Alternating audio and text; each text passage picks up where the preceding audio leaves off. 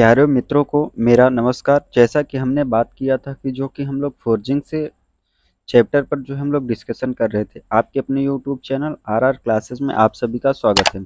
हमने जो है पावर हैमर के बारे में देखा कि हमें पावर हैमर से किस प्रकार से जो है फोर्जिंग करना है। ड्राइंग के माध्यम से भी हमने देखा कि हमारा जो है पावर हैमर जो है किस तरीके से बना होता है। आज हम लोग बात करेंगे स्टील की फोर्जिंग करना, कि हमें जो है स्टील की फोर्जिंग जो है हमें किस प्रकार से जो है स्टील की फोर्जिंग करना है। अगर आप सभी को वीडियो अच्छी लगेगी तो चैनल पर नए हैं तो चैनल को लाइक और सब्सक्राइब जरूर करिएगा। फोर्जिंग स्टील की फोर्जिंग करने की अगर हम बात करते हैं, फोर्जिंग करने के लिए स्टील को उतने ही तापमान पर अवश्य गर्म करना चाहिए। हमें अगर स्टील की फोर्जिंग करना है तो हमें क्या करना है, उसका एक टेम्परेचर जो है जो स्टील होती है उसके हमें क्या करना है कि एक टेम्परेचर एक तापमान जो है हमें क्या करना है और एक तापमान पर ही हमें गर्म करना चाहिए, जिस पर वह अच्छा प्लास्टिसिटी प्राप्त कर लें। इससे क्या होगी, जो स्टील होगी इससे क्या होगा कि हमारी जो स्टील होगी इसकी जो प्लास्टिसिटी, इसकी गुणवत्ता जो है अच्छी प्रदान होगी। यदि यह तापमान वर्किंग वर्किंग तापमान से नीचे नीचे गिर जाएगा तो वर्क पीस को फिर से गर्म कर लेना चाहिए। जो हमारा क्या कहते हैं वर्किंग टेम्परेचर है, जो हमारा वर्किंग तापमान है, उससे जो जो हमारी मान लीजिए एक क्राइटेरिया रखी गई, मान लीजिए हमारा एक क्राइटेरिया रखी गई वर्किंग टेम्परेचर की जो है 12,000 डिग्री सेल्सियस जो है हमारी रखी गई है। तो 12,000 डिग्री सेल्सियस मान लीजिए हमारी वर्किंग टेम्परेचर रखी गई। अगर हमारी इससे कम अगर टेम्परेचर हो जाता है तो हमें क्या कर देना चाहिए, तो वर्क पीस को फिर से गर्म कर लेना चाहिए। तो हमें क्या करना है, जो जो स्टील होगी उसको हमें फिर से गर्म करना चाहिए। स्टील को 1300 डिग्री सेल्सियस से अधिक पर गर्म करते, जो स्टील होती है उसको हम कितने टेम्परेचर पर गर्म करते हैं, 1300 से अधिक डिग्री सेल्सियस से। जो स्टील होती है हमारी क्या होती है कि 1300 से अधिक टेम्परेचर पर जो हमारा टेम्परेचर तापमान होगा वो क्या कितना है, 1300 से अधिक होना चाहिए, तो वह जलने लगती है। 1300 स्टील को 1300 डिग्री सेल्सियस से अधिक पर गर्म करते हैं तो वह क्या होती है कि जलने लगती है। जो हमारा स्टील का टेम्परेचर है, तापमान है, अगर 1300 से जैसे ही अधिक हुआ, 1400 हुआ, 1400 डिग्री सेल्सियस, 1500 डिग्री सेल्सियस, जैसे ही यह टेम्परेचर हमारा बढ़ेगा वह क्या होगा कि स्टील जो है हमारी जलने लगेगी। बहुत कम तापमान पर हैमरिंग करना मुश्किल होता है। अगर इसका टेम्परेचर जो स्टील की टेम्परेचरिंग जो है विधि है, अगर यह कम है तो इससे क्या होगा कि जो हमारी हैमरिंग करेंगे यह भी हमें क्या करना, हैमरिंग करना भी मुश्किल होगा। उच्च तापमान की शेपिंग करना आसान है और कम तापमान की शेपिंग करना मुश्किल है। अगर हमारा टेम्परेचर जो है अधिक है तो उसको हम किसी भी आकार में जो है ढाल सकते हैं। अगर हमारा यह टेम्परेचर जो है कम है तो हम इससे क्या कर सकते हैं कि हम किसी भी आकार में जो है इसको ढाल नहीं सकते हैं। आगे ये हमारा देखते हैं, ये जो हमारा तापमान है और जो रंग है, हमें जो स्टील की टेम्परेचर जो होती है हमें तापमान पर कितने डिग्री सेल्सियस पर जो है रखना, टेम्परेचर पर तापमान को कितने टेम्परेचर पे हमें टेम्परेचर पर गर्म करना है और उसका रंग क्या होगा। अगर हमें 1300 डिग्री सेल्सियस टेम्परेचर हमारे रखेंगे तो हमारा कलर कौन सा होगा, व्हाइट। 1200 डिग्री सेल्सियस के लिए हल्का पीला, 1100 डिग्री माइनस सेल्सियस के लिए पीला, 1000 डिग्री सेल्सियस के लिए चमकदार चेरी लाल, bright cherry red, 800 degree Celsius के लिए गहरा चेरी लाल, dull cherry red, 600 degree Celsius के लिए लाल, 500 डिग्री सेल्सियस के लिए गहरा बादामी, डल ब्राउन। ये जो है तापमान, इन टेम्परेचर पर क्या कहते हैं, जो सब मेटल होते हैं, मेटल के कलर होते हैं, ये मेटल के कलर दिए गए हैं और क्या कहती है हमारा जो है क्रिटिकल तापमान टेम्परेचर हमारा दिया गया है कि हमें इतने टेम्परेचर तक जो है इसको जो है गर्म करना चाहिए। फोर्जिंग कार्यक्रियाएं, जो हमारी फोर्जिंग कार्यक्रियाएं होती हैं वो क्या होती हैं, जिस फोर्जिंग कार्यक्रियाएं बोले तो जो हमारे किसी भी अपने कोई भी मेटल की अगर हमें फोर्जिंग करनी है उसकी कार्यक्रिया हमारी किस प्रकार से होती है। तो हमें ड्राइंग पॉइंट में बात करेंगे। जो हम पहले बात करते हैं ड्राइंग की। ड्राइंग यह एक फोर्जिंग ऑपरेशन है जिसके द्वारा किसी स्टॉक के पीस को क्रॉस सेक्शन में कम किया जाता है। जो फोर्जिंग विधि होती है इसके द्वारा हम क्या करते हैं, जो स्टॉक होता है, जिस स्टॉक में मान लीजिए हमारा कोई मेटल का स्टॉक है, उस मेटल की स्टॉक के में फोर्जिंग करनी है, तो हमें क्या करना है, उसके जो क्रॉस सेक्शन होगा उसको कम करना होगा और उसकी लंबाई बढ़ जाती है। जो उसकी अगर मोटाई मान लीजिए हमारी 10 mm है, तो इसकी लंबाई क्या होगी, 100 mm है। तो यह क्या होगी कि हमारी अगर इसका टेम्परेचर पर जब गर्म करें तो इसकी हमारी लंबाई क्या होगी, बढ़ जाएगी। ड्राइंग आउट के लिए फुलर और स्लेज हैमर को प्रयोग में लाया जाता है। जो ड्राइंग होती है, ड्राइंग आउट, अगर जो हमारे ड्राइंग के अकॉर्डिंग जो है बनाना है, तो हमें क्या करना है, एक फुलर और स्लेज हैमर का जो है प्रयोग में लाया जाता है। इनमें एनविल के फेस पर किया जाता है। जो एनविल होता है, फोर्जिंग क्या करते हैं कि हम जो एनविल का भाग होता है, जो हमारा फेस होता है, उस पर ही करते हैं। ड्राइंग आउट निम्नलिखित स्टेप में होते हैं। फर्स्ट स्टेप है स्टॉक की सेटिंग करना, कि पहले हमें जो है स्टॉक की अपने सेटिंग करना है कि किस प्रकार से हमें जो है फोर्जिंग विधि को अपनाना है।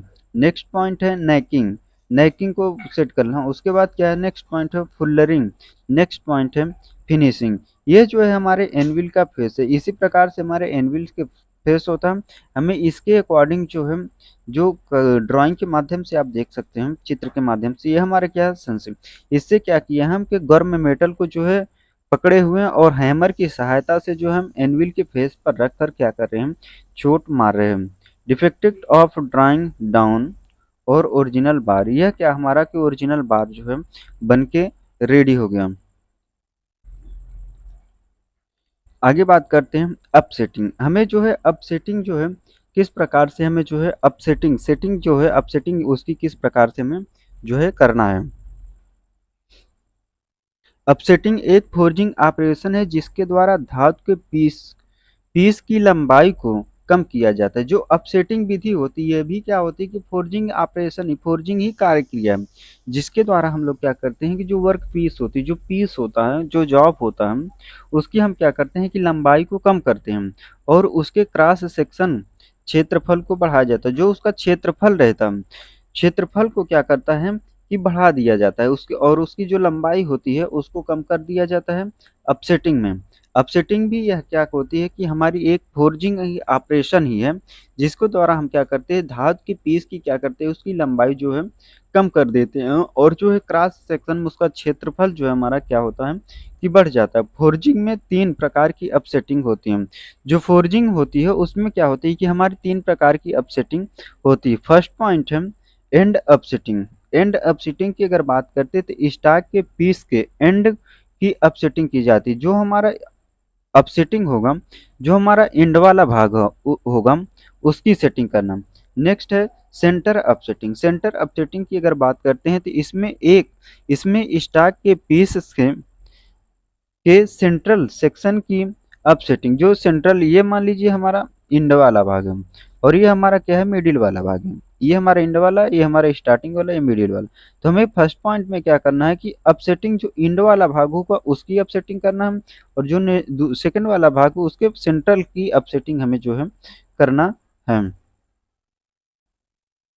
थर्ड पॉइंट की अगर बात करते हैं तो थर्ड पॉइंट की हमें क्या करना है कि जंपिंग जंपिंग है। इसमें स्टॉक के बीच की फुल अपसेटिंग की जाती है। इसमें जो स्टॉक होता है उसकी क्या की जाती है कि फुल सेटिंग की जाती है। ये इस प्रकार का ऑपरेशन होता है इसमें जो अपसेटिंग में, ये आप जो है ड्राइंग के माध्यम से देख सकते हैं। ड्राइंग के माध्यम से आप सभी लोग देख सकते हैं इस प्रकार की जो है अपसेटिंग जो है होती है। आगे बात करते हैं बैंडिंग की। बैंडिंग की अगर हम बात करते हैं तो बैंडिंग की बात करें, यह धातु की बिना चिप वाली शेपिंग होती है। जो धातु होती है उसके बिना, धातु के बिना, जो धातु मेटल होता है उसके बिना की वाली क्या होती है, चिपिंग वाली शेपिंग होती है। बैंडिंग को गोलाई में या कोण में किया जाता है। जो बैंडिंग होती है, बैंडिंग को हम लोग क्या करते हैं कि एंगल में, या तो गोलाई में करेंगे या तो एंगल में करेंगे। किसी भी एंगल में 30 angle, 90 angle, 45 angle, 15 angle, 10 angle, इससे आगे 120 एंगल। हम क्या कर देंगे किसी भी गोलाई में या एंगल में जो है, कोण में जो है किया जाता है। प्रायः निम्नलिखित बाइंडिंग टूल्स प्रयोग किया जाए। जो हमारे बाइंडिंग टूल्स होते हैं यह निम्नलिखित होते हैं। फर्स्ट की बात करते हैं binding block, binding links, fork tool. ये हमारे क्या होते हैं कि बाइंडिंग जो है टूल्स होते हैं। नेक्स्ट है अन्य टूल जैसे वाइस, एनविल, बोल्टर, स्वेजिस, बैंडिंग, डाइया इत्यादि। ये सभी हमारी क्या हम होती हैं, ये जो हमारी बैंडिंग होती है, इस प्रकार से हमारी जो है बैंडिंग होती है। अब हम बात करते हैं आगे, अगर बात करते हैं ट्विस्ट की, बात करते हैं ट्विस्टिंग की। अगर आप सभी को वीडियो अच्छा लग रहा होगा तो चैनल पर नए हैं तो चैनल को लाइक और सब्सक्राइब जरूर कीजिए। अगर हम ट्विस्टिंग की बात करते हैं तो हमारी ट्विस्टिंग क्या होती है, किसी पीस की पोजीशन बदलने। जो कोई वर्क पीस होता है उसकी क्या करते हैं कि उसकी पोजीशन को जो है बदलना, अतिरिक्त स्ट्रेंथ प्रदान करने के लिए ट्विस्टिंग की जाती है। अतिरिक्त स्ट्रेंथ बोले तो हम क्या करते हैं कि उसकी जो मजबूती होती है उसको प्रदान करने के लिए हम जो है की जाती है, जिससे कि उसे उसके सिरों से फास्टनिंग की जा सके। जो उसका सिर होता है उससे क्या की जाए, फास्टनिंग की जा सकती है।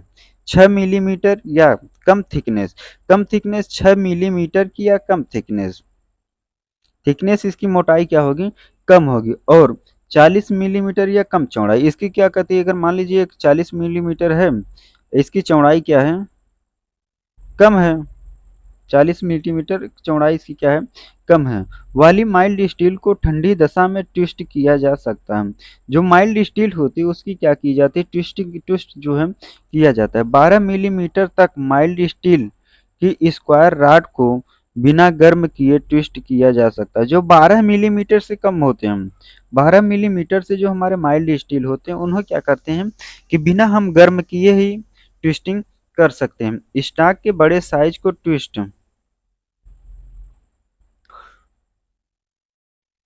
करने के लिए, क्या करने के लिए, ट्विस्ट करने के लिए धातु को गहरे लाल रंग होने तक गर्म कर लेना चाहिए। हमें क्या करना चाहिए, जो हमें ट्विस्टिंग होता है उसको क्या कहते हैं कि हमें लाल, जो हमारा मेटल होता है जिसको हमें गर्म करना है वो क्या होना चाहिए, लाल रंग तक, जो लाल रंग होने तक उसका पूरा मेटल क्या हो जाना चाहिए, लाल लाल तक लाल हो जाना चाहिए। तब तक हमें क्या करना चाहिए, गर्म करना चाहिए। ये हमारी ट्विस्टिंग जो विधि है, इस प्रकार से हमारी ड्राइंग के माध्यम से आप देख सकते हैं, चित्र के माध्यम से इस प्रकार से हम लोग जो है ट्विस्टिंग विधि को जो है अपनाते हैं। नेक्स्ट बात करते हैं फुल रिंग की। फुल रिंग की अगर बात करते हैं तो हमारी फुल रिंग की अगर बात करें, गर्म धातु की फुल्लिंग या ग्रूविंग को फुल्लरों की सहायता से किया जाता है। जो फुलरिंग होता है ये ड्राइंग के माध्यम से, चित्र के माध्यम से आप देख सकते हैं किस प्रकार से हमें जो है फुलरिंग ऑपरेशन किया जाता है। फुलरिंग गर्म धातु की फुलरिंग या ग्रूविंग को फुल्लरों की सहायता से किया जाता है। इसके लिए क्या करते हैं,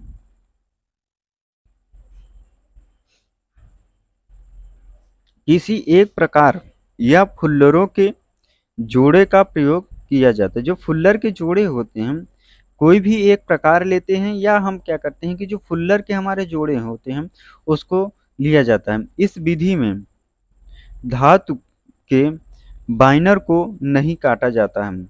जो धातु का बाइनर होता है उसको नहीं काटा जाता है बल्कि सुरक्षित रखा जाता है। इसे हम लोग क्या करते हैं कि सुरक्षित जो है रखते हैं। इसे उन स्थानों पर किया जाता है जहां धातु को काटना घटाना, जहां पर क्या होता है कि धातु को घटाना या स्ट्रेप्ड डाउन करना, धातु की घटाना या स्टेप डाउन करने के लिए हम लोग जो है इसका प्रयोग करते हैं फुल रिंग का। नेक्स्ट बात करते हैं आगे, अगर बात करते हैं तो हमारी कटिंग की, तो हमें कटिंग की बात करते हैं। लोहे को ठंडी व गर्म दोनों दशाओं में काटा जाता है। जो मेटल होता है उसको हम लोग क्या करते हैं कि ये हमारी चित्र के माध्यम से आप देख सकते हैं कि हमारा जो कटिंग ऑपरेशन है, हमें इस किस प्रकार से जो है कटिंग करना है। एक वर्क पीस है जिसको हम क्या करते हैं कि एनविल पर जो है रखे हैं और क्या करते हैं, चीजल की सहायता से कटिंग कर रहे हैं। ये हमारी ड्राइंग के माध्यम से आप जो है देख सकते हैं। इस प्रकार से जो हमें कटिंग ऑपरेशन जो है करना चाहिए। आगे बात करते हैं पंचिंग और ड्राफ्टिंग की। पंचिंग अगर ड्राफ्टिंग की बात करते हैं, पंचिंग और ड्राफ्टिंग की, ये आप जो है चित्र के ड्राइंग के माध्यम से आप देख सकते हैं कि किस प्रकार से हमें जो है पंचिंग और ड्राफ्टिंग जो है किया जाता है। पंचिंग और ड्राफ्टिंग एक रफ विधि, यह क्या कैसी विधि है हमारी, यह हमारी एक रफ विधि है जिससे लोहे व स्टील के गर्म पीस को में सुराख बनाए जाते हैं। जो पंचिंग और ड्राफ्टिंग विधि होती है, यह क्या होती है कि हमारे जो लोहे लोहे व स्टील, जो स्टील होता है उसमें क्या करते हैं, गर्म पीस को जो है सुराख बनाने के लिए हम लोग जो है करते हैं। गर्म धातुओं में जो सुराख बनाने के लिए करते हैं। नेक्स्ट है हमारा वेल्डिंग। वेल्डिंग एक ऑपरेशन, ये भी हमारा जो है क्या है, एक प्रकार का ऑपरेशन ही है। वेल्डिंग भी हमारा क्या है, एक प्रकार का ऑपरेशन है जिसमें धातु के दो पीसों को जोड़कर एक साइड पीस के रूप में बनाया जाता है। इसमें क्या होता है कि जो हमारा दो पीस होते हैं, दो पीस हों उनको जोड़कर हम लोग क्या करते हैं कि एक रूप में बना देते हैं, एक ही रूप में आकार में जो है बना देते हैं। इसी को हम लोग क्या कहते हैं, वेल्डिंग कहते हैं। नेक्स्ट है हमारा रिवेटिंग। अगर हम रिवेटिंग की बात करें,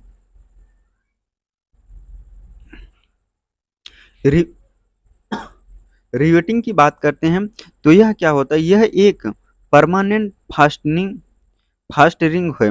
यह क्या होता है कि रिवेटिंग बोले तो जो दो पार्ट्स होते हैं उनको जो है आपस में जोड़ने के लिए जो है परमानेंट फास्टनिंग होती है, जिसका प्रयोग धातु के पीसों को जोड़ने के लिए किया जाता है। कोई भी दो पीस होता है, ये मान लीजिए ये दो हमारे फ्लैट पीस है, इन दोनों फ्लैटों को बीच में जो है आपस में जोड़ने के लिए हम लोग क्या करते हैं, रिवेटिंग करते हैं। रिवेटिंग का हेड होता है, एक हेड होता है, इसमें जो रिवेट होता है इस प्रकार से हमारा होता है। जो हमारी रिविट होती है, रिविट का हेड हमारा इस प्रकार से एक टोपी की तरह इस प्रकार से हमारा जो है रिविट का हेड होता है। इस प्रकार से हमारी जो है रिविट होती है जिसका साइज रिविट के व्यास से संबंधित है। जो रिविट का व्यास होता है, जो मेटल में हमें रिविट करना है उसका जो व्यास होता है उससे क्या होता है कि संबंधित होता है। रिविटों के कई प्रकार के हेड्स होते हैं। जो रिविट होती है हमारे कई प्रकार के जो है रिवेट्स होते हैं, इनके कई प्रकार के जो है हेड भी होते हैं। नेक्स्ट है हमारा अगला ब्लैंकिंग। अगर हम ब्लैंकिंग की बात करते हैं तो ब्लैंकिंग की बात करते हैं, लोहे के पीस को की फोर्जिंग के बाद उसे हल्का सा गर्म करके तेल वाले कपड़े से रगड़ कर काला करना चाहिए। जो अगर हमें किसी भी ब्लैंकिंग की अगर बात करते हैं तो ब्लैंकिंग हमारा क्या होता है कि जो लोहे की फोर्जिंग, जो हमें जिस मेटल की जो लोहे का जो मेटल है उसको हमें फोर्जिंग करना है। फोर्जिंग करने के बाद क्या करना चाहिए कि उसको जो है हल्का सा गर्म करके तेल वाले कपड़े में रगड़ कर क्या कर देना चाहिए, जो तेल वाला ऑयल वाला कि क्या होता है कि जो फोर्जिंग करने के बाद क्या होता है, जिस मेटल की हमने फोर्जिंग की, जिस लोहे की हमने फोर्जिंग की करने के बाद उसको क्या करना है कि हमें हल्का सा जो है गर्म कर लेना है। गर्म करने के बाद जो है कपड़े जो ऑयल होता है, ऑयल लगाकर कपड़े में जो है उसको क्या करना है, जो फोर्जिंग वाला मेटल है उसको क्या कर देना चाहिए, काला कर देना चाहिए। लोहा गर्म होकर लाल नहीं होना चाहिए। जिस मेटल की हमें फोर्जिंग करना है वो गर्म होकर क्या होना चाहिए कि एकदम लाल नहीं होना चाहिए। इसे केवल पर्याप्त गर्म करना चाहिए, पर्याप्त मात्रा में, जो जिससे हमारा की फोर्जिंग जो विधि है वो हो चाहिए, उसको क्या करना चाहिए, पर्याप्त मात्रा में हमें जो है गर्म करना, जिससे उसका लगा हुआ तेल जल जाए। हमें उसको क्या करना चाहिए, इस प्रकार से गर्म करना चाहिए कि जो हमने ऑयल लगाया, फोर्जिंग के बाद जो हमने मेटल पर जो ऑयल लगाया उसको उतना टेम्परेचर तक गर्म करना चाहिए, जो हमारा ऑयल है वो क्या होना चाहिए कि जल जाना चाहिए। और ग्रीस वाली दिखावट को रोका जा सकता है। जी, ग्रीसिंग वाली जो दिखावट होती है उसको क्या कर सकते हैं, हम लोग रोक सकते हैं।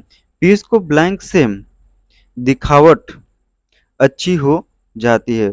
जो पीस होता है, पीस से क्या होती है कि हमारी जो ब्लैंक बनता है उसकी करने के बाद ब्लैक करने के बाद क्या होता है, उसकी दिखावट जो उसकी देखने में वह क्या होता है कि अच्छा लगने लगता है। और वगैरह से कुछ संरक्षित मिल जाता है। यह क्या होता है कि जो जंग रोधक होते हैं, जंग से क्या होता है कि मिल जाता है।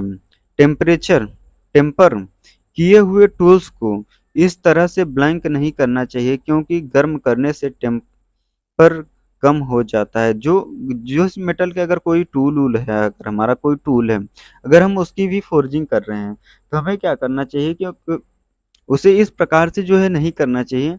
नहीं तो क्या होना चाहिए, क्योंकि गर्म करने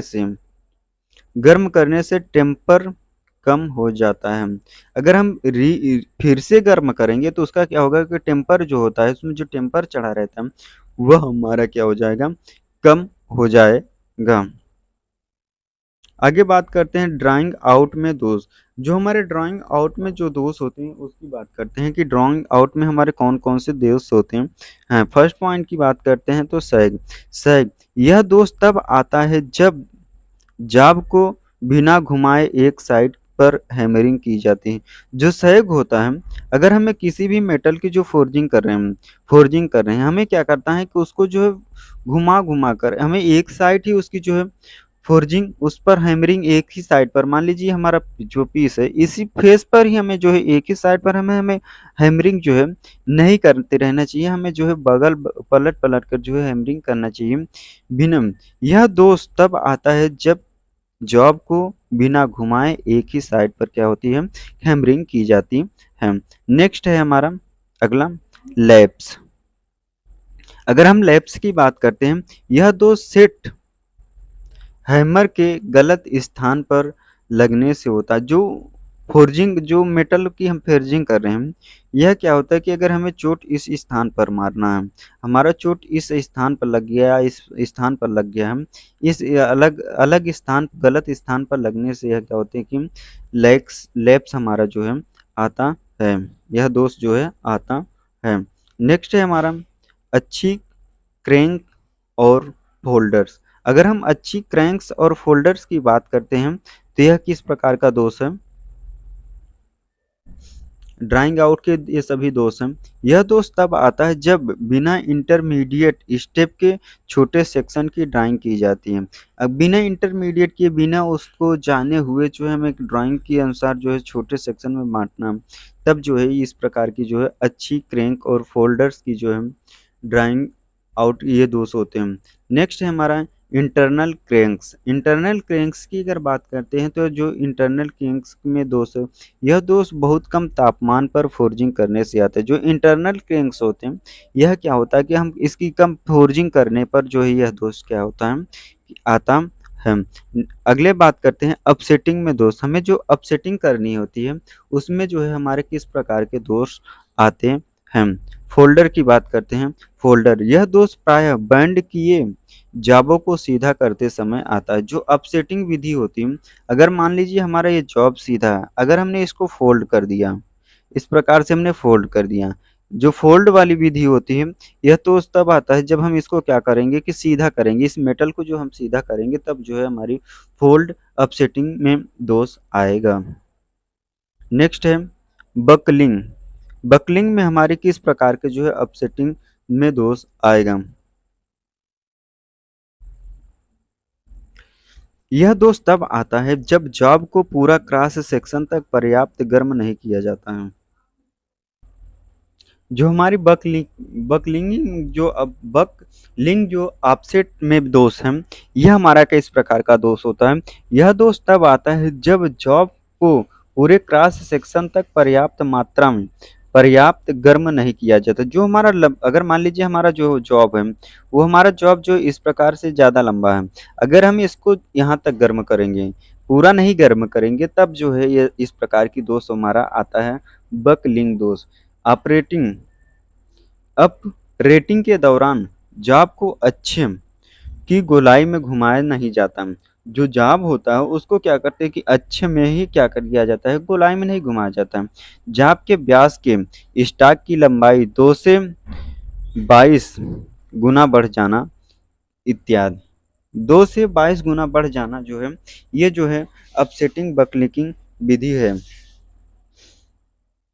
नेक्स्ट है हमारा सरफेस और internal cranks. Surface surface and internal cranks की अगर हम बात करते हैं, यह दोष तब आता है जब जाब को उसके संपूर्ण क्रॉस सेक्शन तक यूनिफॉर्म गर्म नहीं किया जाता है। जो जॉब होता है उसको क्या कहते हैं कि पूरे क्रॉस सेक्शन तक जो हमारा जॉब होता है उसकी जो टोटल लेंथ होती है, जो टोटल ब्रीथ होती है, टोटल हाइट होती है, वहां तक जब तक हम नहीं गर्म करते हैं तब यह दोष जो है हमारा आता है। सरफेस और एंड एक्सटर्नल क्रैंक्स। नेक्स्ट है, आज से जो है हमारा ये जो फोर्जिंग टॉपिक है, यहीं से जो है हमारा फोर्जिंग टॉपिक जो है ख़त्म हो जाएगा। उसके बाद हम जो है नेक्स्ट टॉपिक पर डिस्कशन करेंगे। फोर्ज शॉप में सुरक्षा की, जो हमें फोर्जिंग जिस स्थान पर हमें फोर्जिंग करते हैं, फोर्जिंग ऑपरेशन करते हैं, कि हमें वो वर्कशॉप में हमें किस प्रकार से जो है सेफ्टी का हमें किस प्रकार से जो है ध्यान रखना है। फर्स्ट पॉइंट है हमारा, हमेशा एप्रन टाइट जूते और टाइट कपड़े पहने। जो जिस स्थान पर हमें जो फोर्जिंग जो हमें करना है, हमें क्या करना चाहिए कि एप्रन टाइट, जो हमें एप्रन पहनते हैं वो हमारे क्या होने चाहिए, टाइट होने चाहिए। जूते और टाइट कपड़े, जूते और टाइट कपड़े हमें पहनना चाहिए। नेक्स्ट है हैंड गोगल्स, ग्लव्स पहने। अपने हमें क्या करना चाहिए कि हैंड में जो है अपने ग्लव्स पहनना चाहिए। नेक्स्ट पॉइंट है, कोई ऑपरेशन करने के लिए कार्य की प्रकृति के अनुसार हैंड टूल्स का चयन करें। अगर हमें कोई ऑपरेशन, जैसे हमें कोई ऑपरेशन करना है, तो हमें उस ऑपरेशन को करने के लिए हमें जो किस कौन कौन से टूल लगेंगे, हमें उन टूलों का भी चयन करना है। नेक्स्ट है, हमें धातुओं की चिपिंग करते समय चश्मे पहनकर आंखों को संरक्षित करें। अगर हमें धातुओं को चिपिंग कर रहे हैं, जो फोर्जिंग शॉप में है, अगर हम धातुओं की चिपिंग कर रहे हैं तो हमें क्या करना चाहिए कि अपने आंखों पर हमें जो है अपने आंखों पर हमें ग्लव्स सॉरी चश्मा जो है पहनना चाहिए, चश्मे की अवश्य लगाना चाहिए। नेक्स्ट पॉइंट है, अपने कार्यस्थल को ग्रीस और तेल से मुक्त रखें। हम जिस स्थान पर वर्क कर रहे हैं, जिस स्थान पर हम काम कर रहे हैं वर्कशॉप में, वहाँ पर क्या होना चाहिए, ग्रीस या तेल जो है फर्श पर बिखरा नहीं होना चाहिए। इससे क्या होगा कि हमारा जो है पैर फिसल कर हम गिर सकते हैं, तो हमें चोट भी लग सकती है, हमें काफ़ी नुकसान हो सकता है। नेक्स्ट है, फोर्जिंग करने वाले व्यक्ति के सामने न खड़े हों। जो भी वर्कशॉप में जो व्यक्ति फोर्जिंग कर रहा है, उसके सामने हमें क्या करना चाहिए, नहीं खड़ा होना चाहिए। अगर आप सभी को हमारा वीडियो अच्छा लगे तो चैनल पर नए हैं तो चैनल को लाइक एंड सब्सक्राइब जरूर करिएगा। वीडियो को ज़्यादा से ज़्यादा दोस्तों तक शेयर करना ना भूलें। धन्यवाद। आज से हमारा यह टॉपिक समाप्त होता है। अब हम नेक्स्ट टॉपिक पर बात करेंगे।